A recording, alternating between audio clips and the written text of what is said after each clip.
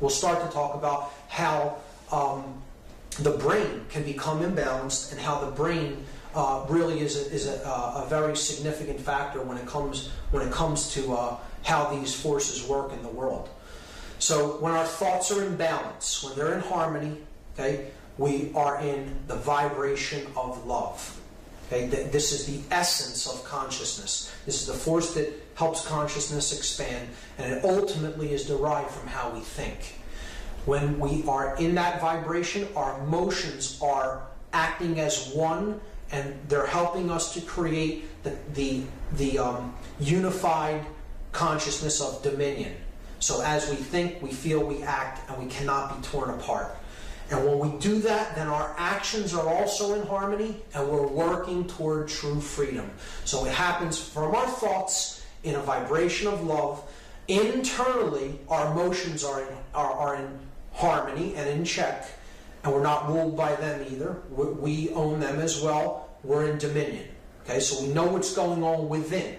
Then we put that into practice in the outside world to create freedom, which is the highest expression of love in the world. So the pyramid of love is built upon dominion within and freedom without. There's no other way to get to that state. There's no other way to create good in the world. Order, peace will come from these polarities being in operation within the self and in the outside world. You're not going to create it any other way. It's simply how the organizing principles of the world work. These are the energies we are working with, and this is how they work.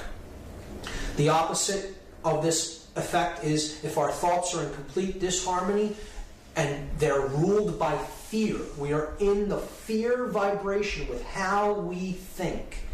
Then our emotions are going to be completely out of order. Often they are going to rule us instead of us using them for our benefit, and we're going to be in a complete state of confusion within.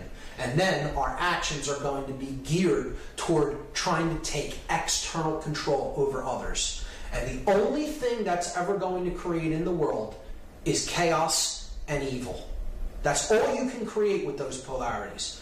You know, trying to say that you're going to create good and order in the world through control is like saying, I'm going to take my wet laundry that I just washed, and I'm going to dry it by pouring more and more water on top of it.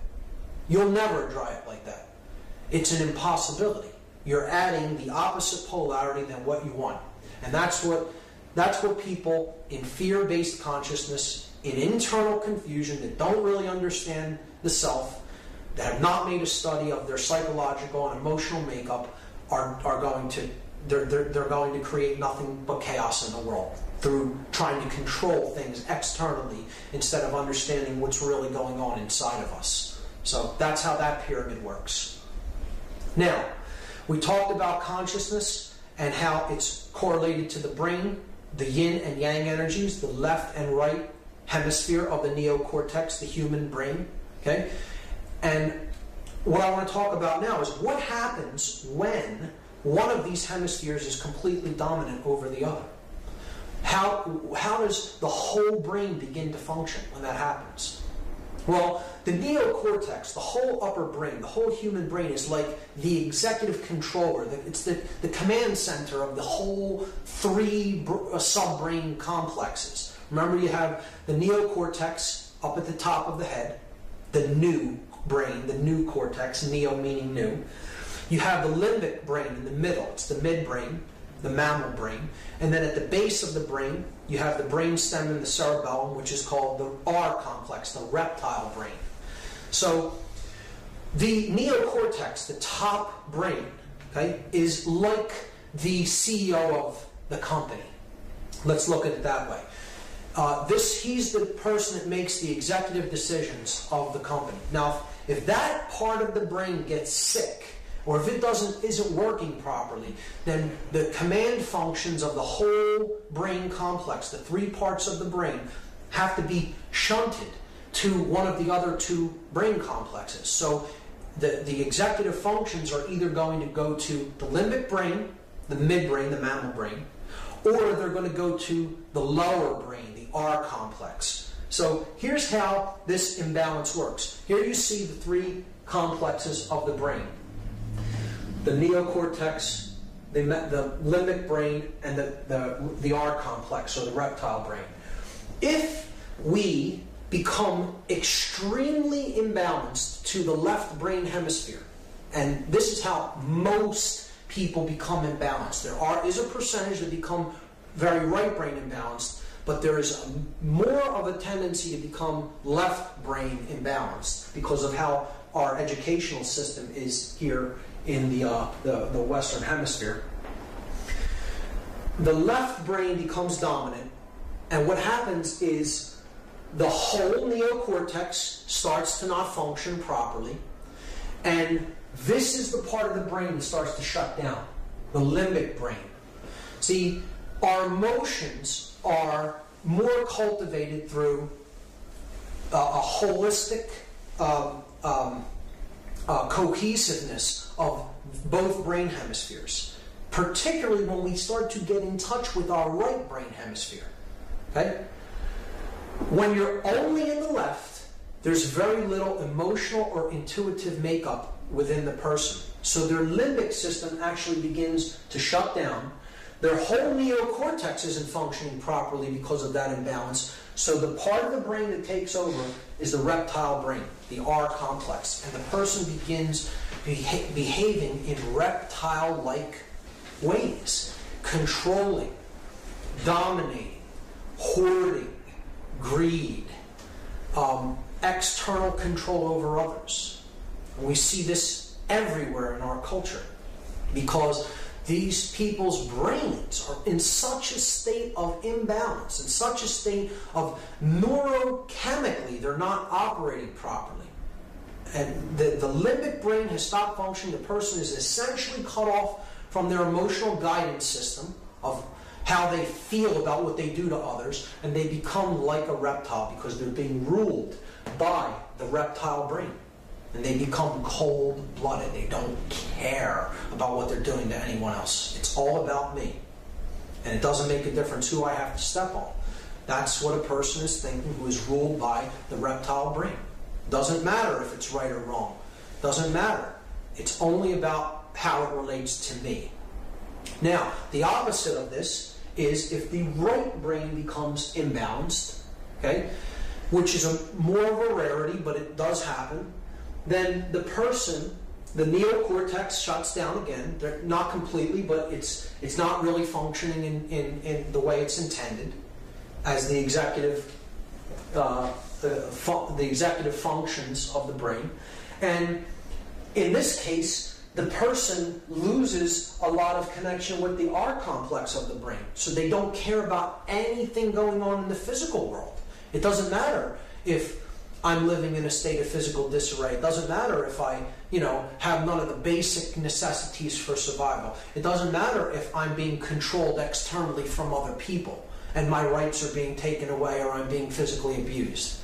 See, because in that case, the mammalian brain, the limbic brain has gone kind of haywire, and this person's being ruled by their emotional brain. They don't have enough of the male tendencies because the feminine part of the brain has overtaken their consciousness, and this person, their limbic system becomes the executive controller of the brain, and they lose all connection with survival instincts and anything having to do with living in the physical world. So somebody who's extremely imbalanced in religion or the New Age movement, perhaps, excessively meditating, let's say, this could be a way that the brain is imbalanced to the right hemisphere, and then the person becomes ruled by the limbic brain, the mammalian brain. And ultimately, that's what is really going on. We have people's brains being imbalanced and really being put into a state of extreme unhealthiness through imbalance toward one brain hemisphere or another. Because when we get imbalanced toward the left brain, we become ruled by the R complex and we become dominators, masters. Okay? When we're ruled by the right brain, then we lose all connection with physical survival and don't care what happens to us anymore. We become ruled by our emotions, and we become like slaves. So this is why this brain imbalance is really occurring. There's a force out there that wants to create a world of masters and slaves, ultimately. They want the brain so imbalanced, it wants the brain so imbalanced that there's some people who are so left brain imbalanced they become dominating controllers, and some that become right brain imbalanced and they're willing to capitulate to any form of control that is thrust upon them. And ultimately, there's a little of both kinds of imbalance in most people, and they become like a master and a slave simultaneously. You know, they want to rule over whoever they can below them, and then they'll take orders from whoever is above them in this hierarchy of control. So this is an actual brain scan taken from a science journal of what the brain looks like when it becomes heavily imbalanced. This isn't physical holes in the brain over here. These are areas of electrochemical deadness.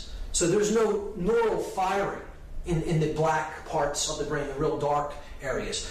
This person's brain that's labeled normal here, it's a bit difficult to see on this slide, but this person's brain is in what's called global EEG coherence, global brain coherence.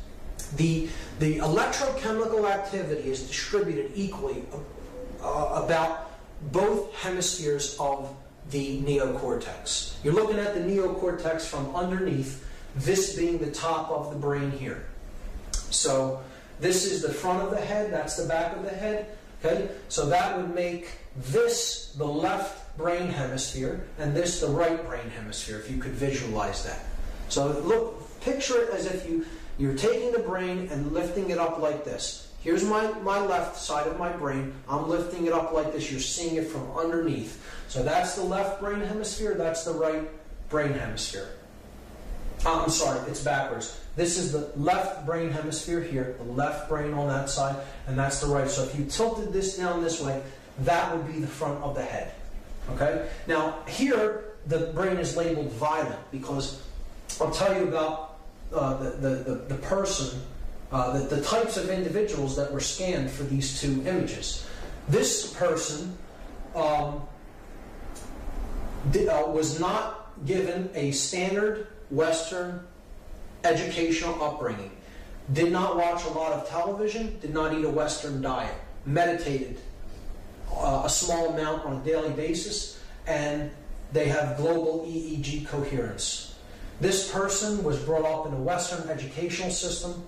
They watched many hours of television a day, didn't really do a lot of reading, never meditated, ate a very Western fast food type diet, and that's what their brain ended up looking like.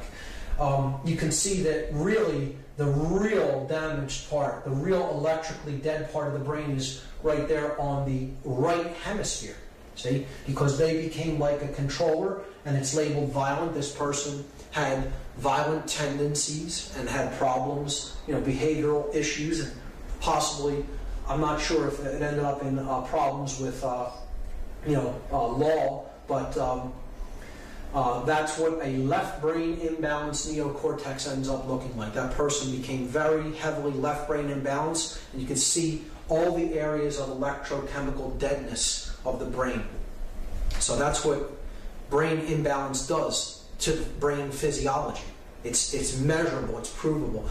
This is a type of scan that shows this type of imbalance, and this is called a PET scan. There's other, even more advanced scans called SPECT scans that you can look into to show the neocortex and how brain imbalance begins to affect the electrochemical properties of the brain. So what we're really going to look at in part 2 is how this imbalance is at work in the world and how it's ultimately creating all the problems that we see in manifestation in the outside world.